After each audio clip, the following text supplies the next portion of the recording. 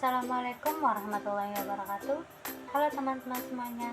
Perkenalkan, nama saya Siva Dwi Cahayani, mahasiswa aktif kelas 3B program studi Tadris Matematika Fakultas Tarbiyah dan Keguruan Universitas Islam Negeri Mataram. Pembuatan video ini bertujuan untuk memenuhi tugas akhir semester pada mata kuliah Strategi Pembelajaran Matematika yang diampu oleh Bapak Dr. Ervin Effendi, MPD. Pada kesempatan kali ini juga, saya ingin mengucapkan terima kasih yang sebesar-besarnya kepada beliau atas bimbingannya selama proses perkuliahan ini berlangsung. Nah, dalam video kali ini saya akan membahas metode mengajar Rasulullah SAW dalam buku yang berjudul Muhammad Sang Guru yang ditulis oleh Syekh Abdul Fattah Abu Ghudat, seorang ulama besar di bidang hadis. Nah, dalam buku tersebut terdapat 40 metode mengajar yang dicontohkan oleh baginda Rasulullah SAW. Nah, pada banyaknya metode mengajar tersebut, di sini saya akan membahas salah satu metode mengajar yang dicontohkan oleh baginda Rasulullah SAW, yaitu metode mengajar menggunakan persamaan dan contoh. Nah, yang nantinya metode mengajar ini akan saya terapkan dalam pembelajaran matematika. Pada banyak kesempatan, Rasulullah menggunakan metode pengibaratan atau tasbih atau membuat persamaan dalam menjelaskan beberapa ilmu kepada para sahabat atau peserta didik. Caranya dengan menyebutkan beberapa contoh konkret yang dapat disaksikan dengan mata kepala mereka sendiri dan dapat dijumpai dalam kehidupan sehari-hari mereka. Nah, metode ini dianggap cukup memudahkan dan mempercepat pemahaman mereka terhadap ilmu-ilmu yang beliau ajarkan. Di kalangan para ahli ilmu balaghah, metode ini mempunyai manfaat besar dalam rangka mengungkapkan makna-makna tersembunyi atau abstrak dan menyingkap hal-hal yang rumit. Nah, di dalam Al-Quran pun Allah Subhanahu wa Ta'ala banyak menggunakan ungkapan-ungkapan yang di dalamnya terdapat perumpamaan atau contoh konkret. Nah, demikian pula dengan Rasulullah. Beliau banyak menyebutkan perumpamaan dalam percakapan, nasihat, dan ucapan-ucapannya. Ibnu Al-Qayyim rahimahullah dalam kitab Miftah Dar As-Sa'adah menyatakan dalam hadis ini Nabi SAW membagi manusia menjadi 4 kategori. Nah, kategori pertama adalah orang beriman dan gemar membaca Al-Quran. Mereka lah manusia-manusia pilihan. Nah, kategori kedua adalah orang beriman dan tidak suka membaca Al-Quran.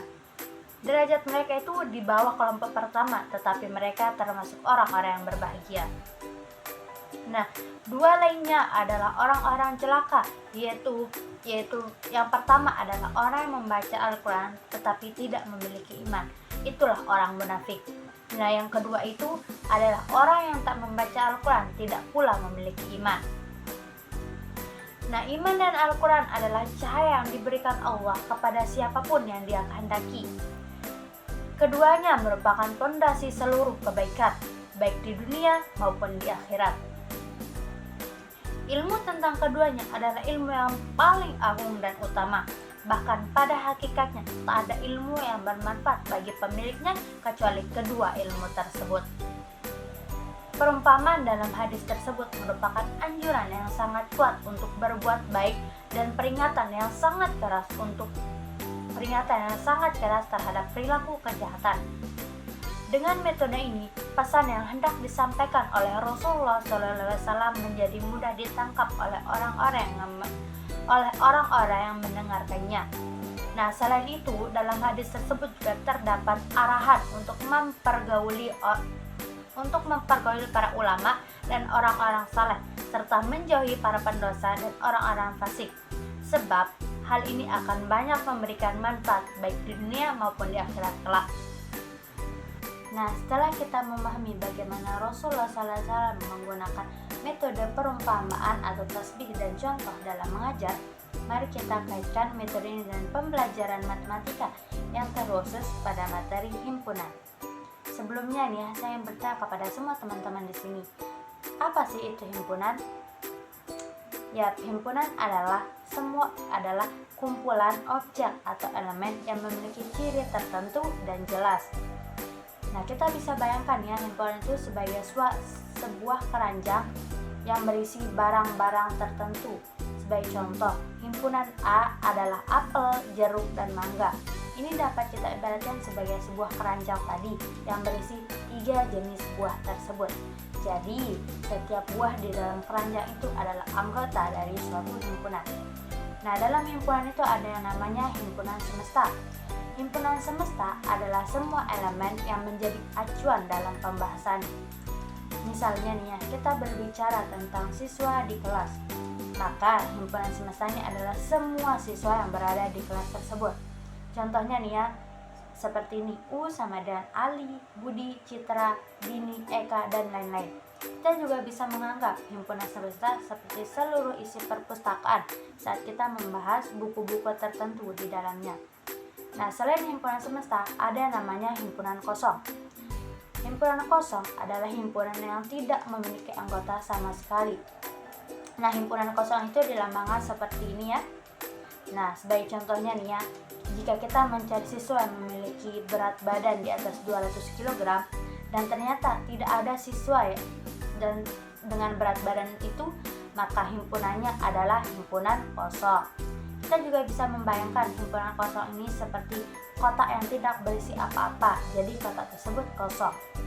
Nah, dalam himpunan itu ada juga namanya himpunan bagian. Himpunan A disebut himpunan bagian dari B jika semua elemen A juga termasuk ke dalam elemen B.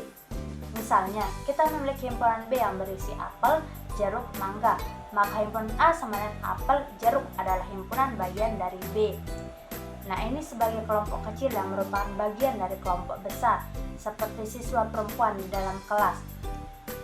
Ada kelompok seluruh siswa. Nah, ada juga yang namanya himpunan sama. Dua himpunan yang dikatakan sama jika memiliki elemen yang sama meskipun urutannya berbeda. Sebagai contohnya nih ya, jika A adalah apel, jeruk, dan mangga, dan B jeruk, mangga, apel, maka A itu sama dengan B. Ini seperti dua kotak dan isi yang sama meskipun susunannya berbeda. Nah, dalam himpunan itu terdapat operasi-operasinya. Operasi himpunan pertama adalah irisan himpunan.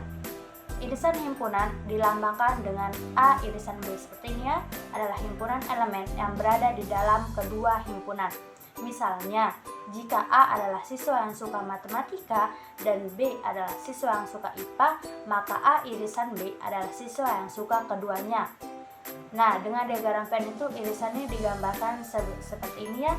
Area yang berpotongan itu adalah di dua lingkaran itu adalah irisan. Nah, contohnya jika A itu sama dengan Ali, Budi, dan Citra, dan B Citra, Dini, dan Eka, maka irisan B adalah ya Citra. Adapun operasi himpunan yang kedua adalah gabungan himpunan. Gabungan dilambangkan dengan A gabungan B, seperti yang ada di gambar ini, adalah semua elemen dari kedua himpunan tanpa pengulangan. Misalnya, jika A itu berisi apel, jeruk, dan B berisi jeruk, mangga, maka A gabungan B itu apel, jeruk, dan mangga, tidak ada pengulangan. Nah, bayangkan ya, dua keranjang buah yang digabungkan menjadi satu keranjang besar yang berisi semua buah dari keduanya. Nah, selanjutnya itu adalah komplement himpunan. Komplement itu dilambangkan dengan ini. A komplement adalah elemen yang berada di himpunan semesta tetapi tidak ada di himpunan tertentu. Misalnya, jika U himpunan semesta itu Ali, Budi, Citra, Dini, dan Eka, dan A Ali, Budi, maka A komplement adalah Citra, Dini, Eka adalah siswa yang tidak termasuk ke dalam himpunan A. Nah, kita bisa menganggap ini seperti siswa yang tidak mengikuti ekstrakurikuler tertentu. Nah, selanjutnya ada selisih himpunan. Selisih himpunan itu dilambangkan dengan A selisih B adalah elemen yang ada di himpunan A tetapi tidak ada di himpunan B. Contohnya nih ya, kita punya A itu apel, jeruk, dan mangga, dan B jeruk, mangga, maka A selisih B adalah apel. Ini seperti siswa yang hanya mengikuti satu kegiatan tertentu dan tidak mengikuti kegiatan yang lain. Nah, demikian penjelasan kita tentang konsep himpunan dalam matematika, mulai dari definisi, bagian-bagian himpunan hingga penerapan metode perumpamaan atau persamaan dan contoh untuk memudahkan pemahaman kita. Dengan memahami konsep ini, teman-teman dapat melihat bagaimana matematika tidak hanya abstrak, tetapi juga bisa dihubungkan dengan kehidupan sehari-hari.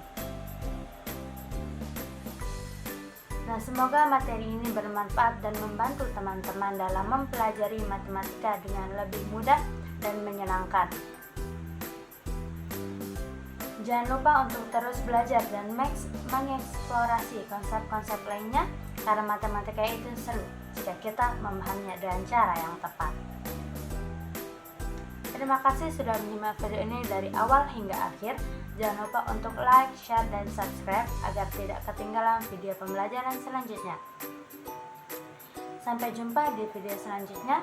Tetap semangat belajar, dan wassalamualaikum warahmatullahi wabarakatuh.